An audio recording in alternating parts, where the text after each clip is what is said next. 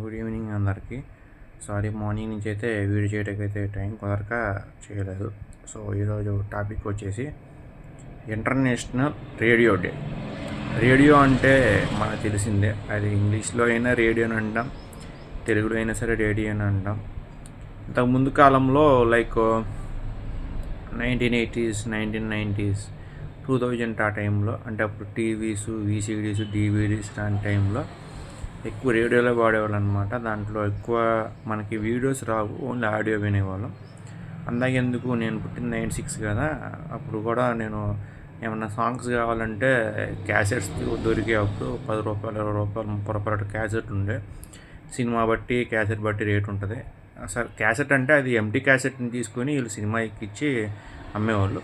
అది సీడీ తర్వాత సీడీకి వచ్చింది. ఫస్ట్ అయితే క్యాసెట్లు అమ్మేవాళ్ళు. అదైతే ఏంటంటే ఆ క్యాసెట్లు మనం రేడియోలో వేసుకుని మాత్రం వినాలన్నమాట. అప్పట్లో ఈ రేడియోస్ అయితే ఫేమస్.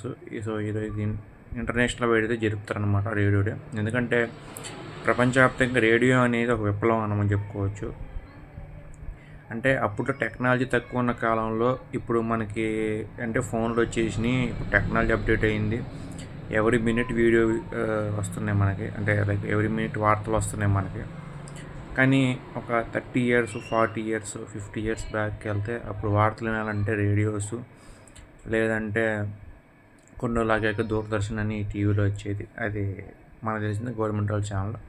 అది వచ్చింది 2000 ఆ టైంలో అనుకుంటున్నాను. అది దూరదర్శన్. ఎవరైనా దూరదర్శన్ ఛానల్ ఎప్పుడు వచ్చిందో ఖచ్చితంగా కామెంట్ చేయడం అది మర్చిపోమాకని గుర్తుంటే, నాకైతే గుర్తులేదు. నాకు ఊహ వచ్చేటప్పుడు దూరదర్శన్ ఛానల్లో వచ్చేది. దూరదర్శన్ స్పోర్ట్స్ కానీ, దూరదర్శన్ సినిమాలు కానీ, సాంగ్స్ కానీ ఇట్లా వేసేవాళ్ళు. తర్వాత తర్వాత మంచి మంచి ఛానల్స్ వచ్చినాయి. ఈటీవీ, జీటీవీ, మా టీవీ, అండ్ అటు నుంచి వచ్చేసి లైక్ ఇంకేమైనా టీవీస్ ఉన్నాయి, ఇంకా అన్నీ వచ్చినాయి అనమాట. నాకు తెలిసినంత వరకు ఇవే కొంచెం గుర్తున్నాయి. And Gemini TV, Teja TV, అప్పుడు తేజ టీవీ అని ఉండేది. ఆ తర్వాత తీసేసారులేండి, తేజ టీవీ ఒకటి జెమినీ టీవీలో కలిపేశారు, అది వేరే మ్యాటర్. సో టాపిక్లో వెళ్ళిపోతుంది, రేడియో టాపిక్. రేడియో అనేది ఒక పరికరం అని చెప్పుకోవడం కంటే, అప్పట్లో దానికి యాంటీనా ఉండేది. ఎఫ్ఎం రేడియో కూడా ఇప్పుడు యాంటీనా ఉండేది.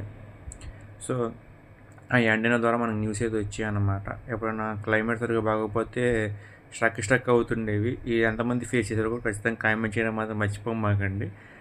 సో ఆడియో పరంగా మనం న్యూస్ వినాలంటే అప్పట్లో రేడియో మాత్రమే. So all of you happy radio day. Thank you so much.